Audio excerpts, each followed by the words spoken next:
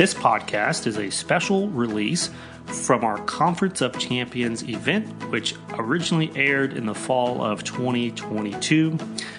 In this event, we talked to award-winning leaders and departments from around the country about how they built a best-in-class sterile processing department. If you would like to view these sessions, you can check him out and track him down on our website, beyondclean.net. Until then, enjoy the show.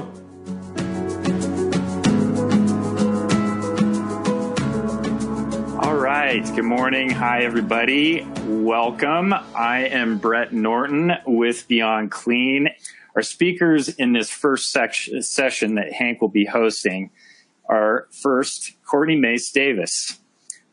Courtney is the Director of Sterile Processing for North Shore University Health System, where she has transformed operations through team building, process improvement, and data-driven decision-making. She's guided her team to the honor of being named the 2022 Sterile Processing Department of the Year by Healthcare Purchasing News. Awesome stuff, Courtney. Embry Alvarez. Embry is the manager of sterile processing at North Shore University Health System.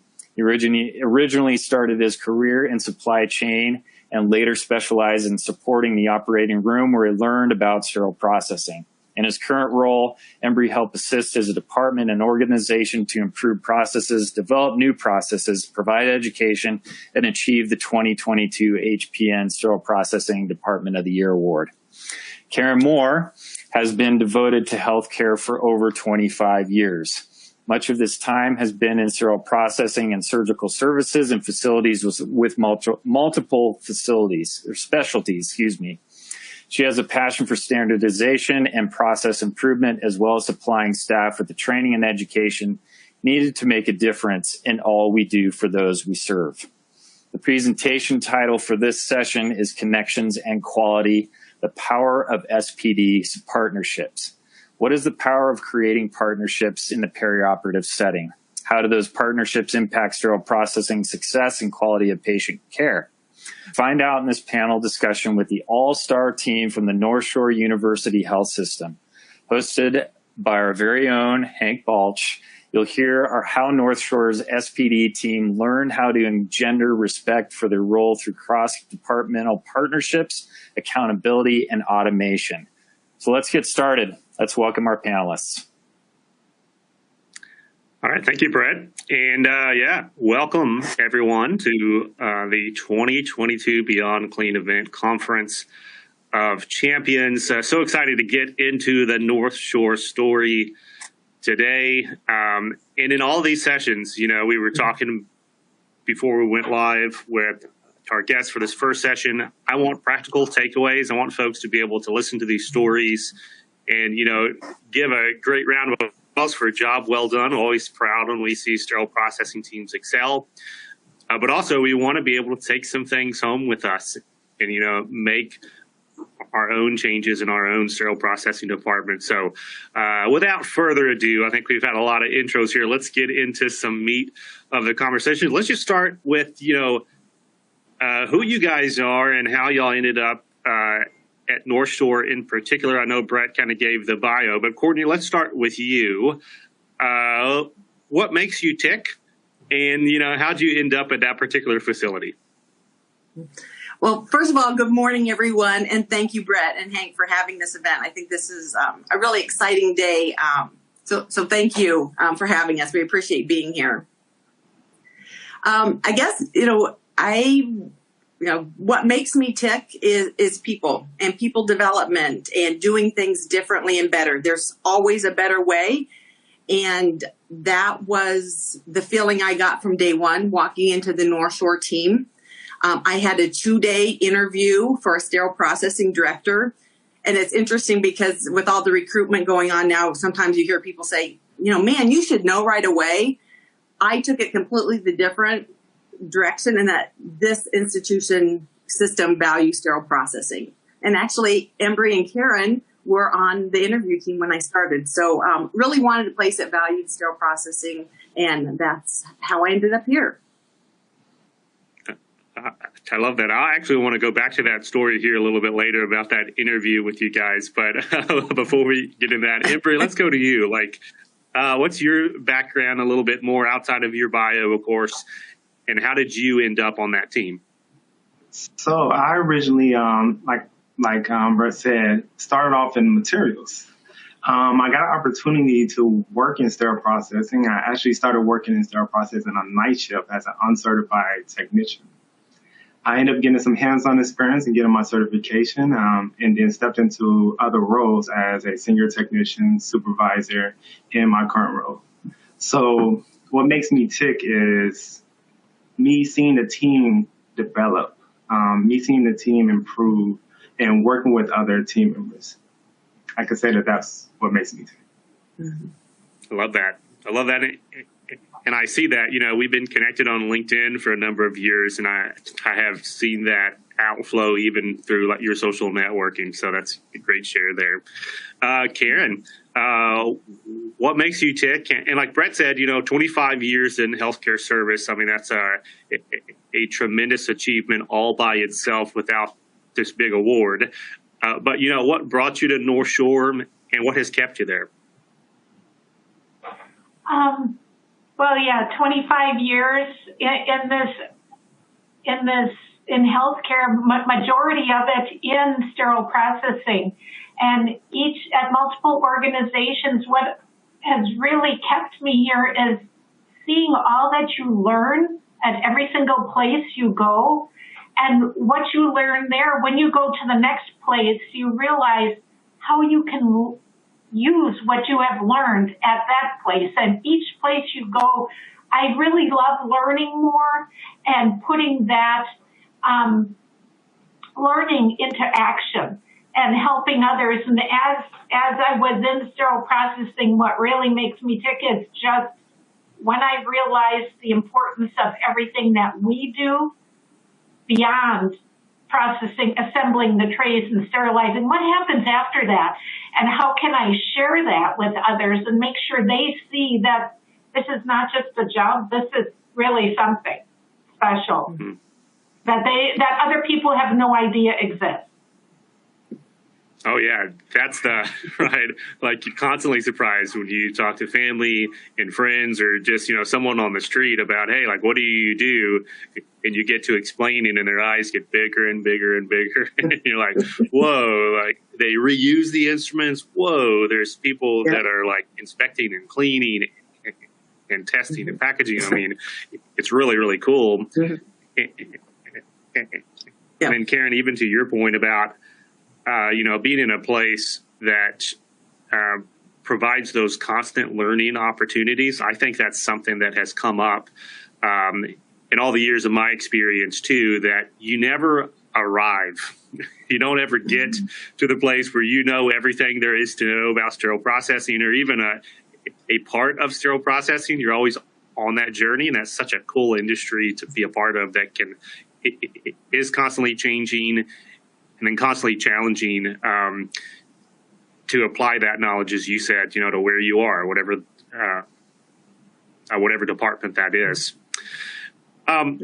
Let's go into the award itself. Obviously, we're gathering the champions today to talk about, you know, the award-winning seasons, and you are the 2022 award winner. So you're the most recent award winner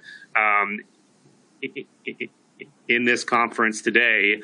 I'm wondering, Embry, let's maybe start with you on a snapshot of what the department and team were like the year prior to the big push, right? So we're talking, if you won the award in 2022, they were really looking at, you know, 2021 in your big application. So the year that the year before this, just so everyone remembers, was 2020. And I don't have to tell you what was going on in 2020, but can you give me a snapshot of just the culture, the process, like kind of the ambiance of the department before you started this big momentum push in 2021? So overall, the department and departments, because it wasn't just one pavilion, it was all 4 pavilions that we started to work with. What we discovered during tracers and walkthroughs in the department with that, we had opportunities for improvement. Even from my experience, from a technician who came on that wasn't certified, didn't go to school, didn't get books or anything, I got pretty much hands-on experience. And what I realized then was that we needed more education. And one thing that changed was the education. There was a lack of education initially that the team definitely needed. It was also processes that, as we looked at each pavilion, we started to realize that some of the processes that we was doing at one pavilion wasn't being done at another pavilion, even though it might have been a different service or anything like that, or it could have been the same service. So processes were a little bit different. So standardization was something that we definitely took a look at. Also, career ladder. I remember being a technician and trying to figure out, okay, what do I need to do to be a supervisor, to be a manager? I thought it was just, at the time, okay, if I'm here for 20 years, I can step into that role. And that's kind of like the culture that it was. It was kind of like, if you're experienced and you have this amount of years, it's expected that you're a senior technician, not based off of what you know, but based off of the years of experience you have. Also, from the experience that I've had, is the trust factor between the OR and SPD and who's owning what. So that was something that we saw improve throughout this momentum and us gaining this award, was that in the past, it was kind of like the OR had to oversee everything and make sure that everything was done right. So with that, we had to address that issue. We had to train the staff, educate the staff a little bit more. Yeah, you laid out a lot there. And I think it was a lot that. And I'm sure I'm missing some right there too as well. Yeah, well, yeah, because I'm going to throw it around to the other panelists here too. But the that trust factor, I think everybody tuning in has had that experience with their OR customers. Either they're currently going through it, there's a lack of trust, or they have been through that process as you kind of described. Realizing that and then building out of that in all the ways that we'll probably talk about here in the next few questions. I want to go back to the education piece, Karen, and kind of throw it over to you because Amber mentioned, you kind of looked around, you saw some tracers, you're probably talking to the staff, and like you're on the receiving end of education as well, right? Even at the leadership level. In the practical kind of, day to day, again, going back into that 2019, 2020 kind of time frame, in your challenges around education, like what are some specific examples of where you realized, there may be a gap in education here, or even if it's not a gap, maybe there's just an opportunity to do more education, more creative, consistent, more standardized education? Yeah, that's a really good point. I think that is exactly what we found with the education. And it started with us identifying that when we orient the staff, what education do we orient them on? We set up an orientation program that everyone gets onboarded with the exact same information. Some of it is just the basics of learning what instruments are. Some of the staff may be new and they have not, they've had limited experience and have never done robot or cardiac instrumentation. How do we make sure that we provide them with the education and the resources to learn these instruments, or the resources to learn different ways of processing scopes? Maybe they've never used the Medavator and they've always used the Steris 1E. So really making sure that we have resources available for them and providing this general orientation education for them when they get started. I work also with the medical groups, and they do the tabletop sterilizers and that kind of thing, and educating them on that process as well, and setting that up was a whole different ballgame. Things that they never realized, were so important because they're so busy rooming patients and that type of thing. And setting this education up for them was very important as well. You bring up a very important point that I've just never really heard it described the way that you describe it, but as I was sitting there listening, I'm like, yeah, that's exactly what the challenge is that we've got technicians coming into our departments from all manners of different experience. And even like, if they have the same year's experience, let's say they were hiring like 2 people that have 3 years experience, they could have dramatically different types of experience with equipment, with instruments, with processes.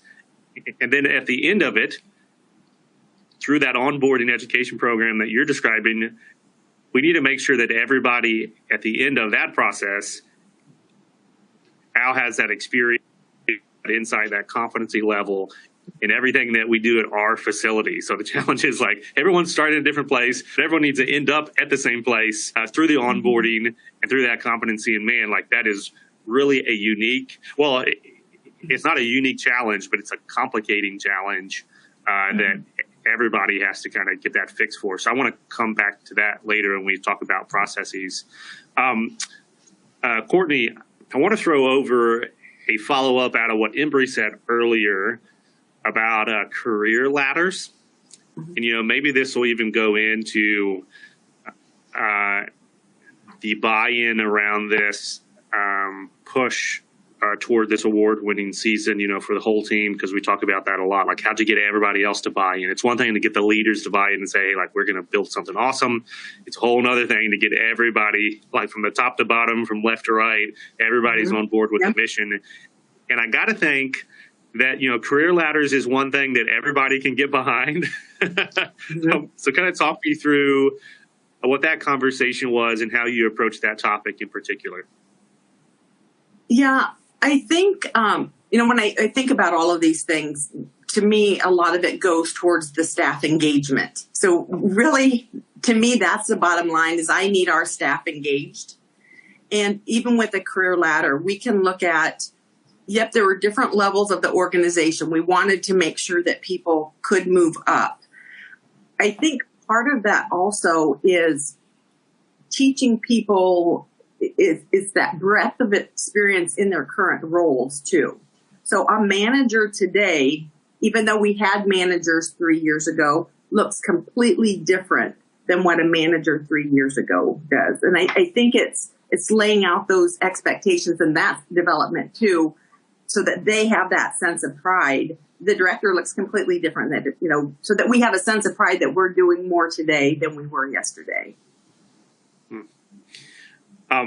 Speaking of doing more, I'm going to kind of segue here to one of the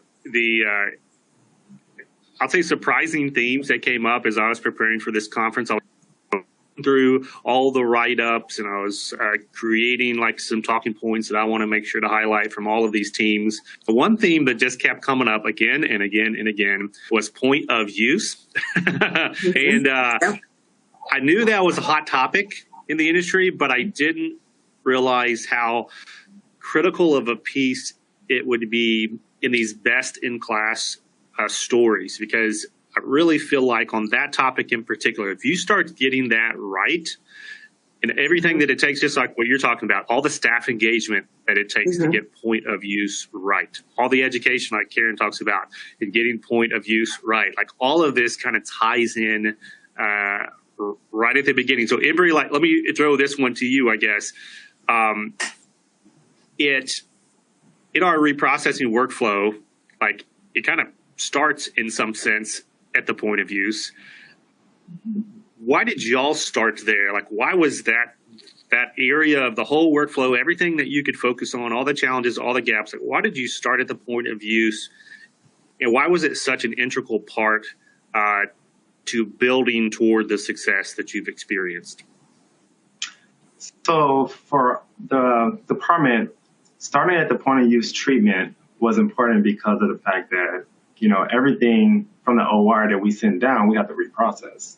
And getting the OR on board and having them understand that the impact that it has on us reprocessing those instruments allowed it to be a smoother process for us in Deacon Town when we're reprocessing those instruments, and that we don't have to take further steps in the reprocessing process of it. So getting that all together, and at first we didn't have everything we needed to approach the OR with what we were finding. So with that said, the point of use treatment was our ideal push for trying to improve everything. Courtney, when Embry says that y'all didn't have everything that you needed to approach the OR with this conversation, what does he mean? Mm-hmm. So when I think of starting with point of use, I think that's such a great place to start because it's really beginning the conversations, and it's really Embry talked about trust earlier. I can't come into an organization, or no one can come in and say, okay, you must trust us now. That's not going to happen. So with point of use, we were able to emphasize that this is a system and that it all works together. And that started for us with the data to say, stop with these, well, they always come down or they never come down, sprayed or whatever it is. Yeah. And so we were able to, we started paper logs, and we tracked it that way to begin with. Now we've evolved from paper logs in Decon to now it's an electronic system that the OR gets a page or an email immediately and they come to SPD to take a look. Wow. But it just started with that data and having those conversations and then being able to say, this is what the standards say, but then also the rationale. This is why it's important that these instruments are kept moist. It's not just SPD, being punitive. It really allows us to clean the instruments better. So I think there's a whole lot that went into that. And Karen, a lot of this point of use discussion kind of gets, segmented in different ways that does not always remember, hey, like scopes also have their own point of use cleaning challenges in the same way that, surgical instruments do. So at the same time that at the operating room team and everything was focusing on kind of that instrumentation, I'll say like stainless steel instrument point of use cleaning, was there also an emphasis on looking at and improving that point of use cleaning for your devices that are being high level disinfected as well? Yes, that came to be a big part in a lot of the education that we created in going to each site, working with multiple procedural areas or medical groups that did use the flexible scope. And again, they did not understand the importance of the point of use treatment. They didn't understand, well, it's fine. We're done with it. You're going to clean it, but they didn't understand the reason behind it. What happens if you don't do this? And, basically it could damage not only that, if you need it turned over, it'll be hours. If we don't do it within a certain amount of time, educating them and giving them this information on how important it is and making sure that this is involved in the annual training and competencies of the staff as well. Competencying and training the new staff on the importance of this, and this is part of the process that they must do every single time. And that was very important. I love that. So that's, I'm just going to highlight that. Yeah, go ahead, Courtney. Yep. Yeah, I just said, as Karen's talking through this too, and as we talked about the data, one thing I would just, as a takeaway for people, and I guess it's a learning that we had, is when we started bringing data and really tracking this, I think the language you use is very important because it can seem like, well, OR, you're showing me what's wrong with my trays. I'm going to show you what's wrong with point of views. And it, right. and it was to the point that we even had some conversations, and this is in the industry, it wasn't, but, really cautioning us that we shouldn't track this because we shouldn't be pointing fingers. And we've actually been able to say we are using this data to celebrate how compliant we are with point of use cleaning. And if a surveyor would come in or anytime, we have the data to show we are very compliant. This is not something that we do when somebody's watching. This is something that we do every day. And I think that's a really powerful thing to be able to showcase for our team. Yeah. Yeah, if it's data or oftentimes our departments can get in this battle of, I've called it in the past, gotcha journalism, where like you'll get photos, from both teams. And like, I'm a big fan of photos. Like it's good to document in those ways, but not in the purposes of gotcha journalism, like what we're talking about here, to make the other team look bad or to make them feel like, hey, like, you're the one that's breaking the process, but we've got it all together. It can be, and it should be used collaboratively, to your sense. The data tells a story, and it's an objective story. There's no emotions in the data. And then from that, then we come as a team and we could get those processes tweaked. So I really love that insight and follow up there.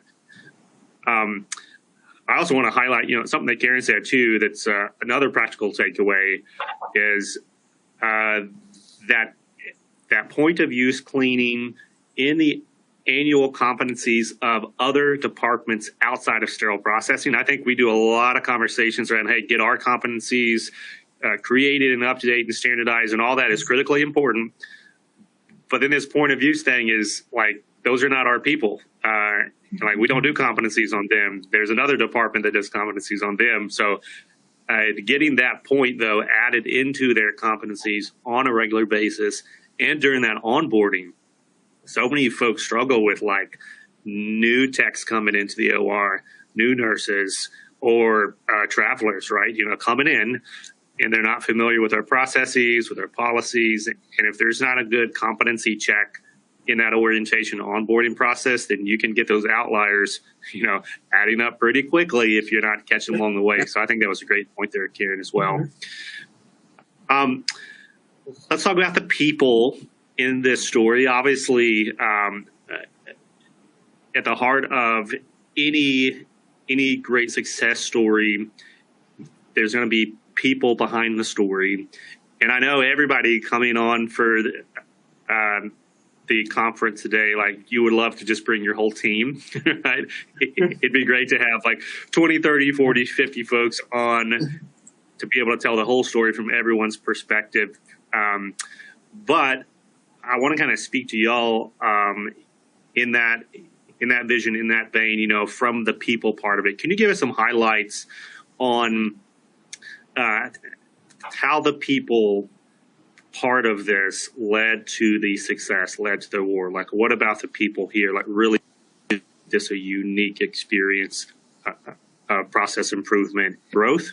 And I'll throw that to Courtney first. So I think, it's really starting with the team, and it's really, it's the diverse, we have a very diverse team. If we had a team of all Courtneys, we would not be very strong. And I think that, is really our strength. I know who to go to if I need assistance, and we can really learn and grow from each other. And it's really, we talk about 2020 and just really a group of people that are resilient, who look for ways to make things happen. When we were down, we were able to keep staff employed. We were able to help other areas. We were able to comb through IFUs, and we learned some things there. And really a team that cares about each other. And when you care about each other, you don't want to let each other down. And I think that that's such a simple yet powerful thing. The power of the team is really strong.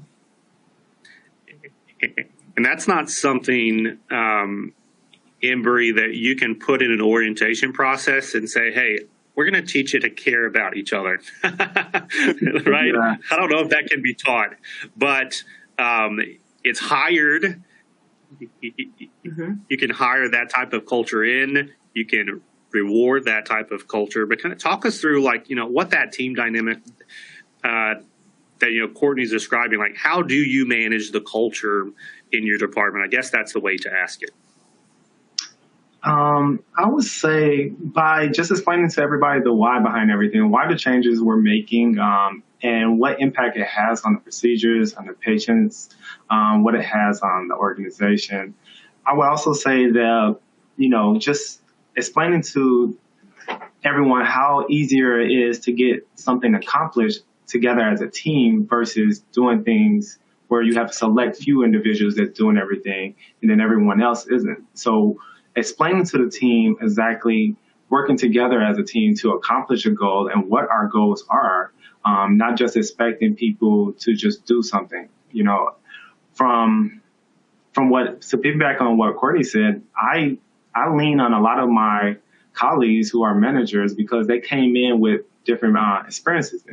So with that said, I reach out to them all the time when I have questions. And, that's a big help.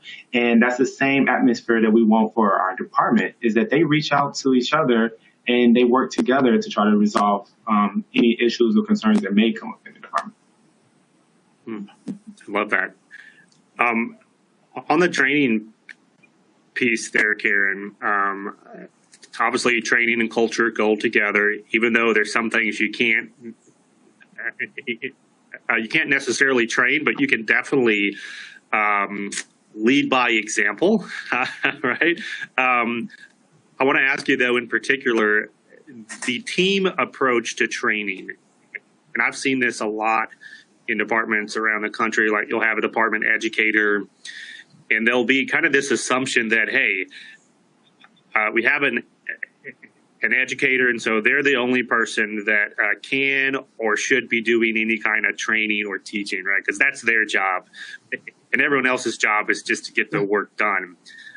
How do you counteract that in a way that includes everybody's insights and perspectives? Like Courtney was mentioning, right? Like, there's a diversity of background and experience and strengths that then complement all the training and all the culture building that's going on. How do you kind of develop that model and understanding of the team approach? Well, I think one thing is, like Embry had mentioned, that we have found that as we've been working together, the whole culture has changed, and we work together in all 4 sites, and we see, everyone has their gifts. And so we are able to reach out to them. But what we've also done is use staff and have them help educate and train staff as well.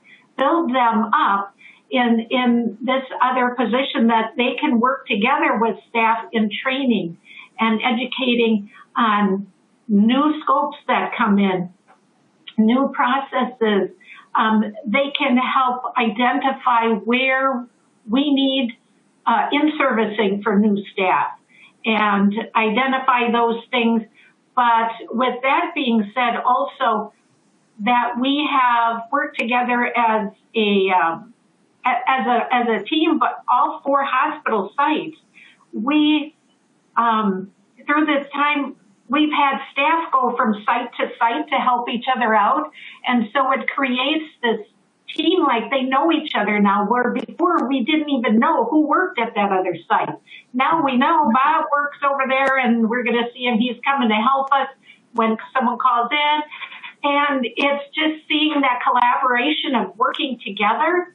And they know this educator because they've seen them at their site and they see them all over. We see everyone all over. So it creates that team approach that they feel comfortable. They know who I can reach out to, who is the specialist in scopes, who is the specialist in robots, or eye instruments because they specialize at, this site, who I can reach out to and feel comfortable talking to, and use that specialty to help grow others as well. Yeah. Mm-hmm. And it adds value to Okay, go ahead, Embry. No, I was going to say it also adds value to our technicians, and to our team. I think maybe this was a comment that you made earlier, Embry, around that the need for standardized education, because you can't go from site to site, like Karen was talking about, if there's not a standardized education model out there that everyone knows the processes, the way, North Shore way of doing things versus this particular site's way of doing things, that there is that ability to use the same language, to use the same processes. So really, really critical and important there. So I want to kind of pause here just for a second to go through some questions that we're getting in from the audience. If you've got any questions that you'd like to throw us out here, please use the Q&A function there at the bottom. I'm going to throw the first one to you, Embry, here about the career ladder, because this is one, again, that you brought up. It's a question from Arlene Barnes. When do you know when to move up the career ladder if you're new to this career field? So I think this is a question on kind of that personal decision, like when do you know you're ready? So for technicians, what we've asked of technicians and what we explain to technicians is that, hey, are you able to do what's in your job description? And are you prepared, and are you willing to train and cross-train into the other position?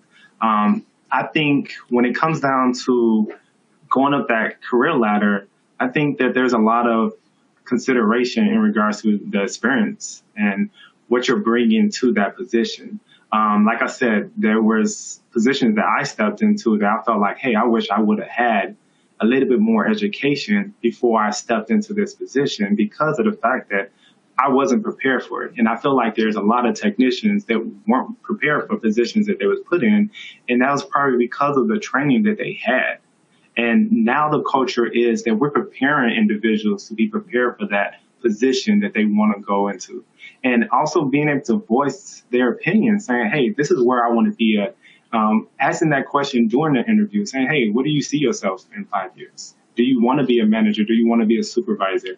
How can I help you get there? And then just laying it out for them, having a career platform. Wow. If you're listening to the podcast, you can't see me nodding my head, but I'm nodding my head and like, yes, you need to ask those questions in the interview, in the annual, in your annual review, like, where do you want to be? How can I help you get there? Like, those are awesome questions. And it goes back, to building that team that's bought in, like Courtney was saying, like that is what builds staff engagement. If your staff believe that you believe in them and you want them to grow and succeed in all the areas, even like Karen was saying, like into those kind of specialist roles where people know, hey, like Bob is the one to go to for scopes because they've really invested the time and the education and the insight to grow and continue to learn in that space. Really, really cool. Let's go to another question here. And I'm going to throw this one over to Courtney. This is a question around that tracking system alert to the OR. I think we caught a lot of attention there because folks are like, hey, that's new, that's different, that's kind of cool. The question is the specific system. So let's not throw out any brand names or anything, but can you just maybe talk through that system a little bit more so folks understand exactly how it works and what it does and where the value has been for your team? So, yeah, when we do the original, the decontam receive, and we are assessing the trays, we're just able to scan that tray and then put it directly into the tracking system and say, we have our categories. It's a drop down, biohazard. It's all aligned with AMI ST79. And then if there's anything that is not compliant, we send that the alert goes to the OR right away. And when they can, now I'm not saying it's 100% because there's certain times there are things going on in the OR more important than the point of use in SPD, but either their educator or a manager or assistant manager will come down and take a look at it. And that's been very critical too, because sometimes we will say, I mean, we go to the point of instrument in original container. I mean, that's really helping the whole process if these instruments aren't all mixed up. And they'll come down and it may be, well, we did it because we were protecting the instruments and we didn't want to put a heavy one on top of it. Or, I mean, we have those discussions so that we can align expectations. And then in that case, if it's like, oh, that really wasn't an issue, we can back it out of the system. And then that is on a real-time dashboard. I could look today to see how many point of use events we've had so far in the month of October. So very powerful. It is powerful, and it's an interesting approach again to the data piece, because I think earlier, like you described this, and you just brought it up again, and that the data doesn't determine your reaction. It gets the conversation started to ask additional questions, just like you said. Yes, like it was not properly point of use treated. But then the operating room actually had a decent explanation for why they were doing what they were doing. So now you use the data to change a different process and make it easier for them to do the right thing in the right way. So approach, I think, to the power of data. I've got a question specifically to Karen here. They called you out, Karen, so they really want to know your answer to this. And I think this goes back maybe to your experience in the industry, that 25 years that you've been serving here. And the question is, the change that we're seeing in the industry, like how have you seen sterile processing change through the years, particularly as it relates to new technologies that are being evolved, kind of like automation? Like where do you see it today, or like where do you see it going in the future? Oh, I just think about when I started, you know, there was no robotic instruments. When I started, there wasn't even laparoscopic instruments. So you look at how far things have come in how we care for the patients. So I look at that, but I look at also through my experience how it has changed in sterile processing. Like when I first started, this was just a job, but then the next place I went, I really found out why what we do is so important, and it helped me say, oh my gosh, I want to make sure this is the best, I do the best I can, because I was able to go up and see in the OR this doctor operating on a child, and he explained to me, why is it so important what you do in sterile processing, how you provide me with the proper equipment, because this is why. And you see it, what happens with what we do in sterile processing after we do our part. It gives you a better understanding and gives you such a passion for making sure you do the right thing and want to learn more about it. You want to learn more. I start telling people, you know, some stories that I've experienced in the past, and they say, Karen, can we do that?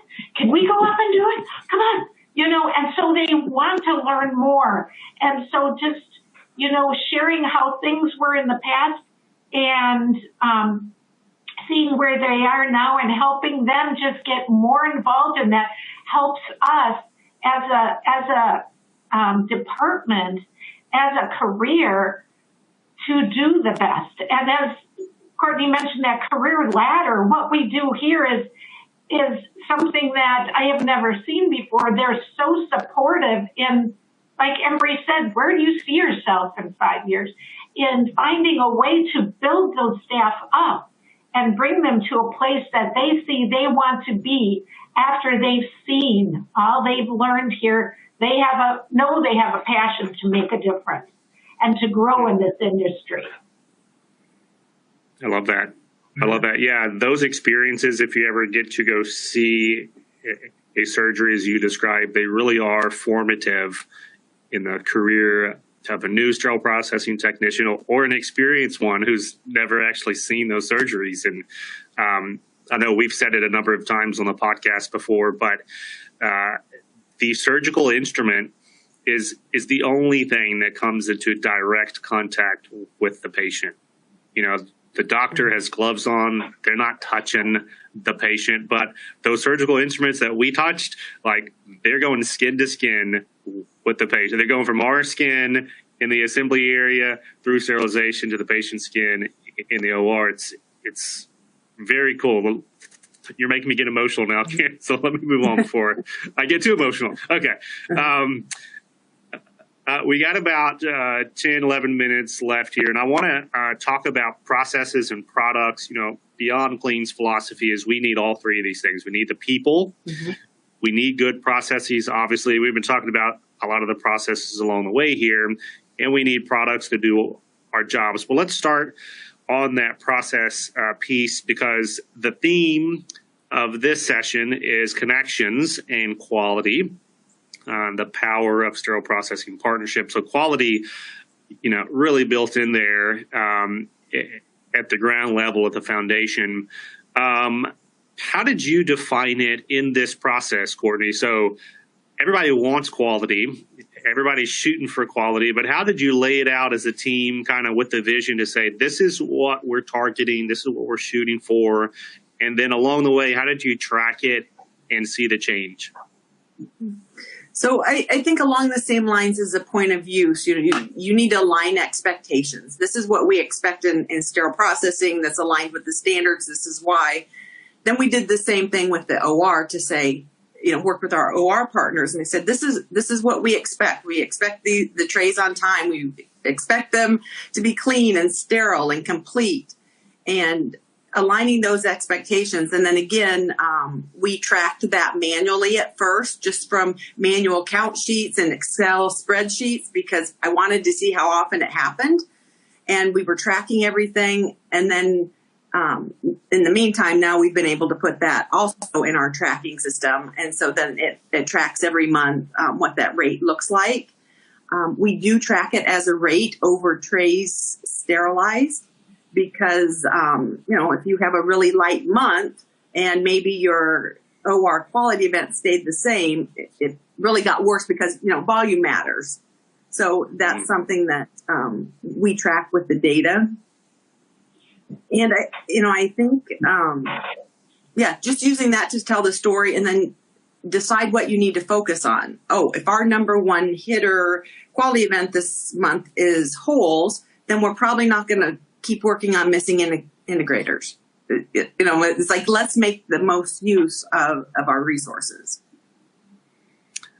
I like that that comment around the metrics, or how you're determining the denominator on your quality measurement, because I know that's conversations out there in the industry that folks are having, and it's one of the reasons that it's so hard to compare ourselves to others in that whole benchmarking conversation, because we're all measuring different things in different ways. All of our data is challenged in different places. And so I am personally a huge fan of just internal benchmarking, like what you're describing. Where are we today? Where do we want to be tomorrow? Let's track the data and let's get there. So I want to throw this next question over to Embry. Products I mentioned, if you walk into a sterile processing department that has no products in it, it's going to be a pretty empty place, right? You're not going to have any tables, any equipment, any surgical instruments, any trays, any disposables. You're not even going to have a floor, because, you got to buy flooring from, it's going to be an open field is basically what you're going to be stepping into. So all that to say, we need products to do our jobs. Without naming any names, what role did specific types of products or equipment play in this, building the best in class team and process and department that you have there at North Shore?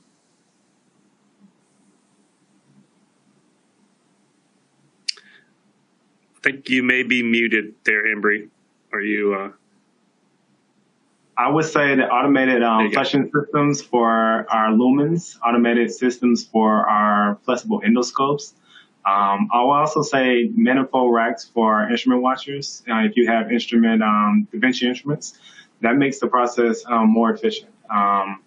Also, you know, which machines that you need for which instrument, you know, so that can vary in regards to what type of equipment you have. Also, ergonomic, taking into consideration the staff. Everybody's not the same height, so taking into consideration the sinks that you have, and that's pretty much where I stand in regards to the equipment. Is just having it where it's best fit for your department, and that shows the team that you're adding value to them and that you care about their safety and their health. Yeah, I love that. The automated flushing, huge win, like huge advancement in technology. Back to the question we talked to Karen about earlier, like that's massive. And those manifolds, they don't get enough love, right? So like, I love that shout out that you gave, because they can be such a tremendous asset or a tremendous headache if you don't have the right ones, or if you don't have enough, or if they're not working properly. Like, oh man, we need to talk more about manifolds. So Karen, back to the education conversation. I'm really curious on if and what role vendor education played in supporting your team. You mentioned kind of early on the importance of equipment training. And of course, who knows the best about equipment than the vendors themselves? Did you leverage or utilizing the vendor education in this journey? Yeah, that has been so important, and it continues to be. Everything from the ultrasonic to new scope to power equipment, that they are the subject matter experts. And so they are the ones that provide us with the best education for our staff, especially, if you have a lot of new staff. There's staffing all over it with COVID and everything. We have new staff.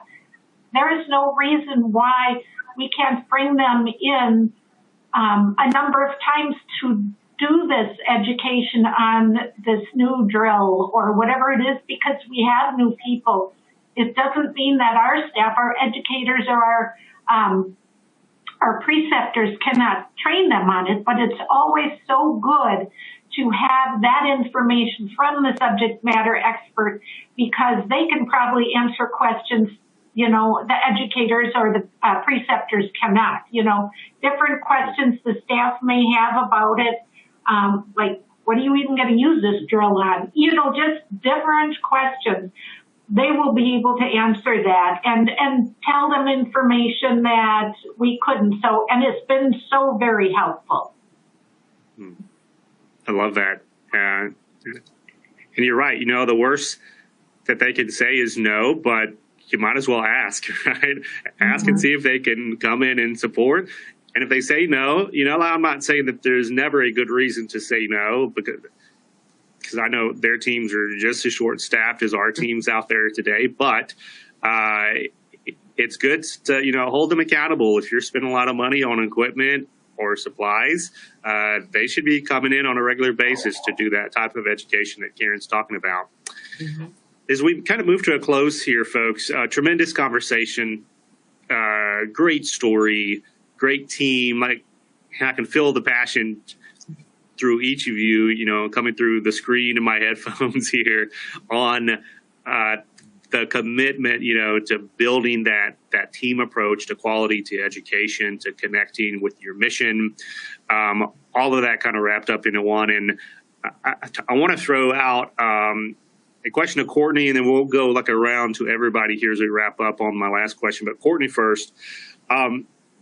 The folks who are tuning in who are considering creating their own industry-leading department, what kind of key advice would you give? Like, where do you think they should start, or where did you maybe surprise yourself in what you learned along the way that you think could help folks as they start this journey?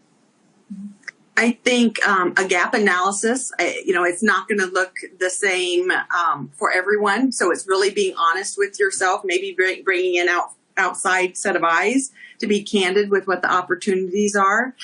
And then I think the other thing is really the staff development.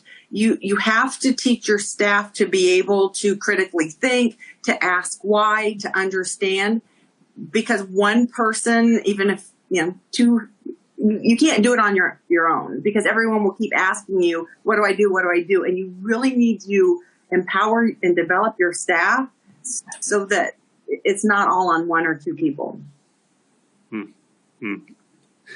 So, starting with our last question, I'm going to go Courtney first, and then we'll go around the horn here.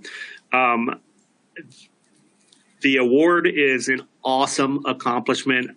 I mean, I don't think there is a higher kind of threshold for a team recognition in our industry today. It's really the pinnacle.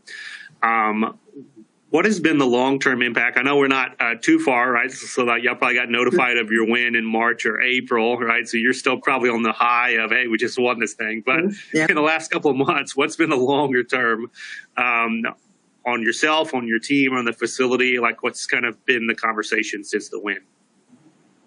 I think just really that anything is possible. We did a lot of work in, some very challenging years.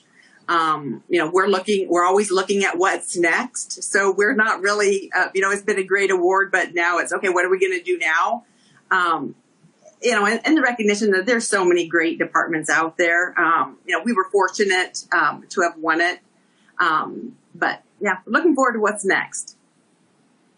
Awesome. Karen, what about you? What's the long-term impact on yourself, on your team, and on your facility? Well, I think, we still celebrate this wonderful achievement that we've gotten because, well, especially for me that I've worked here, I've never worked at a hospital that has gotten this award, so this is wonderful. So for me, it's like just having people see, oh my goodness, what else can we do? We did this, and give everyone that passion to, we can do even more. Just being excited about what else we can do and get everyone engaged and excited about that. And who knows where we're going to be. I love that. That's tremendous. All right, Embry, we'll give you the last word. What's the long-term impact on yourself and your team? For the team and myself, I think it adds value to what we do as sterile processing technicians and leaders.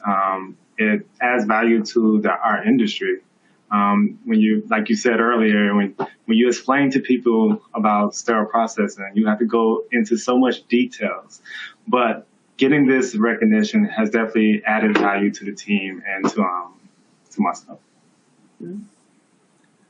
All right. Well, thank you all again for a terrific conversation. If anyone's curious to read more, go check out the HPN Hall of Fame. This is the 2022 winner. And with that, we're going to turn it back over to Brett.